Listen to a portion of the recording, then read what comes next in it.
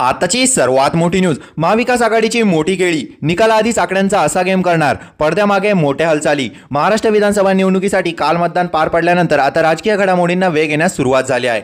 गेल्या अनेक दिवसांपासून राज्यात विधानसभेसाठी प्रचाराचा धुराळा उडताना बघायला मिळाला होता, पण आता प्रचार होत नसला तरी पडद्यामागे हालचालींना वेग आला आहे। महाविकास आघाडीच्या गोटातून तर प्रचंड घडामोडी सुरू असल्याची माहिती आहे। दुसरीकडे शिवसेना नेते संजय शिरसाट यांनी मुख्यमंत्री एकनाथ शिंदे यांना राष्ट्रवादी शरदचंद्र पवार पक्षासोबत सत्ता स्थापन केली तरी आपण त्यांच्यासोबत असल्याचं सूचक वक्तव्य केलं आहे। त्यामुळे शिंदे गटातही काहीतरी शिस्त आहे असा अंदाज। दुसरीकडे उपमुख्यमंत्री देवेंद्र फडणवीस यांनी काल संध्याकाळी सरसंघ संचालक मोहन भागवत यांची भेट घेतल्याची माहिती आहे। त्यामुळे प्रत्येक पक्ष कामाला लागलेला बघायला मिळतोय। तर दुसरीकडे महाविकास आघाडीच्या गोटातून अतिशय महत्त्वाची माहिती येत आहे। एक्झिट पोलच्या आकडेवारीनुसार अपक्ष आणि बंडखोर उमेदवार या निवडणुकीत किंगमेकर ठरण्याची शक्यता आहे। त्यामुळे महाविकास आघाडीच्या दिग्गज नेत्यांकडून बंडखोरांना आश्रय देण्यास सुरुवात झाल्याची माहिती आहे।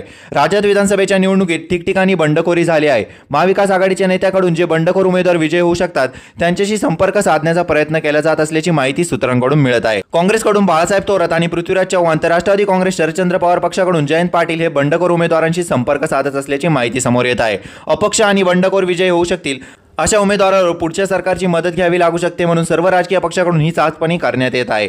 दरम्यान सोलापुरात मोठा गेम झाला आहे। सोलापुरात काँग्रेसने ऐनवेळी महाविकास आघाडीच्या अधिकृत उमेदवाराचा पाठिंबा काढून घेत काँग्रेसचे बंडखोर उमेदवार धर्मराज काडादी यांना पाठिंबा जाहीर केला। अशाच नवनवीन व्हिडिओ बघण्यासाठी आपल्या चॅनलला लाईक आणि सबस्क्राईब करायला विसरू नका।